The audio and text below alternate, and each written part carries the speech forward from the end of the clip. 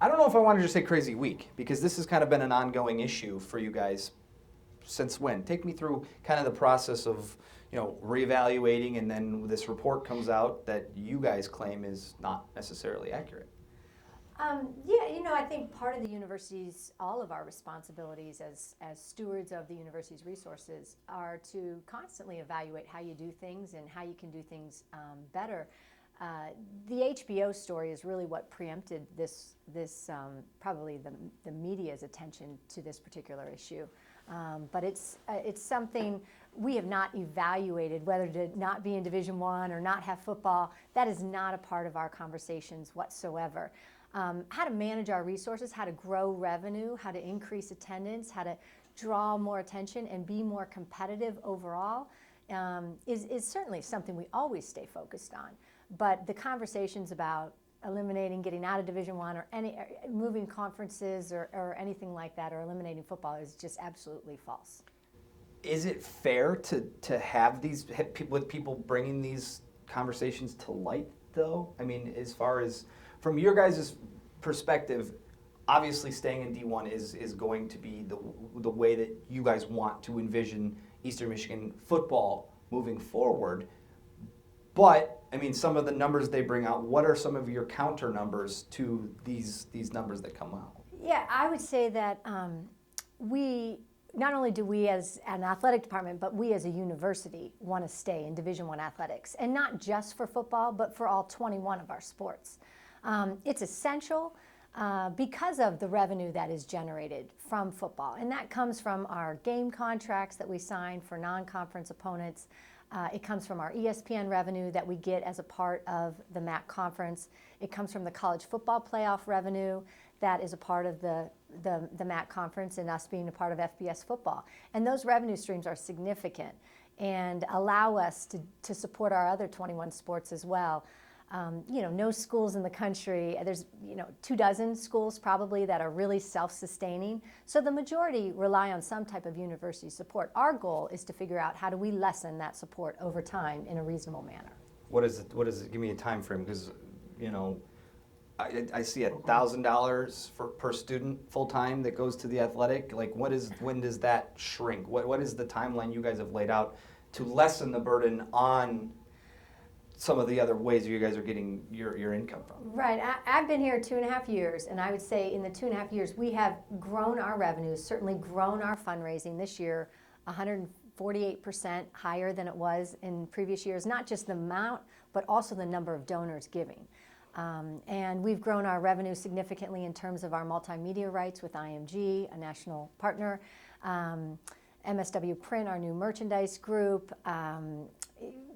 suite sales, all those types of things are growing. We don't have a set timeline, and again, those numbers on how much students contribute, that is the first time we've ever heard of those numbers. It's not something that we dissect in that manner whatsoever. But I'll tell you, we are charged with coming up with a plan to continue to grow our revenue so we can offset some of the expenses and the general support of the university. And I would say, the next 3 to 5 years is a reasonable time frame where we will continue to make improvement. In the past 2 years, we went from 83% support down to 80%. If we go 80 to 75, so that Right. would be the trend, and that's the direction we will head. When it's funny because I feel like the HBO thing, take me through this. They did not contact you guys to try to get any official comment from your office? That's correct. No, HBO did not contact me or anyone from the athletic department for any conversation. If they would have, we would have responded. They did not ask. So when Howard Brunsis is walking on the field with an HBO reporter, you see that, what was the first reaction you had? It was a surprise to me, and yet, Howard should have his opinion, I mean, we're all entitled to have our opinion. I think it's about building the relationships and making sure they understand factually where we are from a financial standpoint, and then understanding that this university believes in what athletics brings to it. And so there is a cost associated with being a Division I athletic program, and we're less than 8% of the overall university budget. So for that value and that investment in the quality of student athletes and the number of underrepresented populations that we serve, the types of retention and graduation rates that we're able to achieve, as well as all the athletic accolades, I think it's a fantastic investment, and our president and our board support that. How much does winning have to do with being able to be viable? I mean, it's 2016. It seems like winning is everything anymore, but with revenue sharing and, as you mentioned, the college football playoff and TV rights and radio and all those different things, but winning. I mean, the product here speaks for itself, and it has over the past 20 years. So do you feel you have a plan in place from an athletic standpoint to help boost your financial standpoint? Yes. I think we've been incredibly focused on winning in football in the past 2 years. I will define that. There's the competitive side to it. There's no question that is a huge priority. The quality of student athletes that we bring in and making sure that they graduate and that we retain them and that they do well academically, that is a huge focus as well, as developing them as leaders and people that are going to go out and represent us well in the public and become proud alumni of Eastern Michigan and give back to our community and have days like Victory Day on May 26th, where we invite special needs students and come and interact with all of our football student athletes. So it's all three components.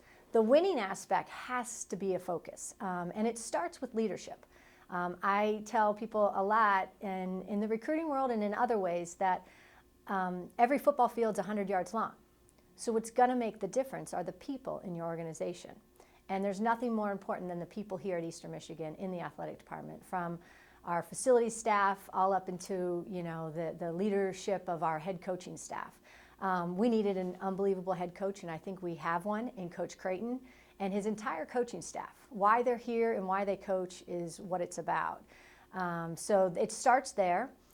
We need to have a competitive schedule, but one that makes competitive sense for us. When I first got here, we didn't have a home game in the month of September, and we were on the road back-to-back weekends at Florida and Michigan State. That's not a real recipe for success, setting your team up for success. So we've managed that, and this year, obviously, we open up and we have a couple Friday night games. We have 2 midweek games in the month of November.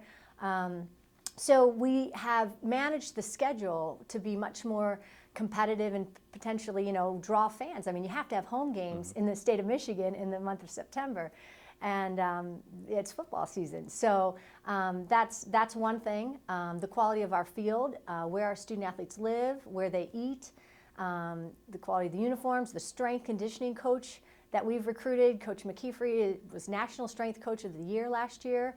He's a phenomenal person, and obviously he's a phenomenal coach.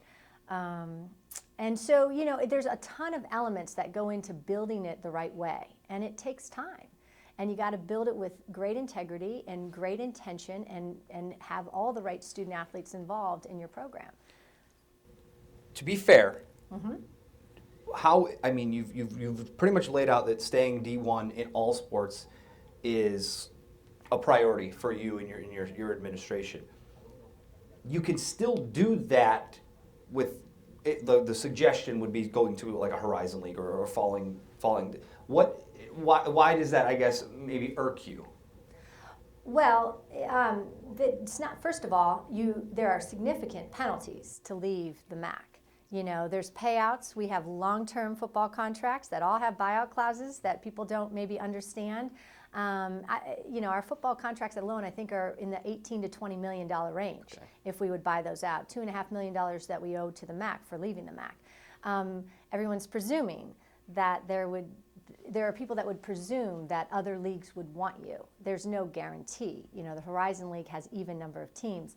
And again, you lose the exposure of being at a Division I FBS level. You lose the revenue sources from ESPN. You lose the college football playoff revenue. Those are irreplaceable. And the value of being on ESPN, the MAC did a phenomenal job with them, and we have great partnerships with ESPN. And for us to allow our football team and our university to have national exposure, this year our football team will be on 4 times on national television. And that's an unbelievable opportunity for our university to be seen. And I think that, as we continue to build a winning program, that is only going to result in a positive sense of pride for our university. You never want to think of the alternative of not winning and not succeeding.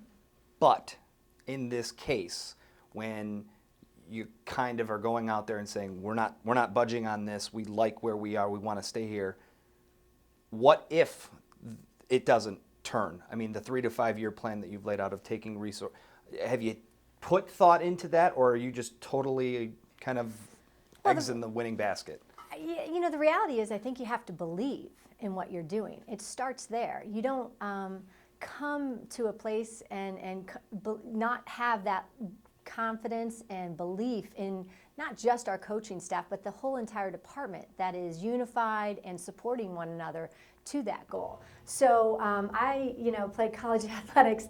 I had never stepped on the field and didn't think I wasn't going to win. So you got to have a winning attitude. You got to have a winning mentality. And I don't think there's any athlete or any coach out there that goes into a game thinks they're not going to do it. So, can you use this as a reassessment of not only the dollars and the cents and the competitive level, but also like, okay, we need to fill this place. We need to get people here. What are some ideas? Because look, you're not alone. People aren't going to games anywhere. Even at the big places, they're having. I mean, Mark Hollis talks in depth about how, God, we got to improve the fan experience at the games. What is Eastern? Are you guys on a cutting edge of something that's going to make your students want to be here more? That makes people say, well, I got to go check out a Tuesday night, Wednesday night game here as opposed to watching it at home on TV. What have you thought about those types of ideas? Yeah, no, it's a great question. The focus on the quality of the fan experience and engaging our community is, we have a whole external team that meets every single week that strategizes on how to improve and enhance that experience. And that team is very talented and has great ideas. We have a Turn It Up, Turn It Green pep rally before the football game inside the Convocation Center to showcase that facility. And because of its adjacency to the football game, that gives us an opportunity to see this team. And we've added the patio area and selling alcohol on the patio area, and that we will do again this year for all of our home games.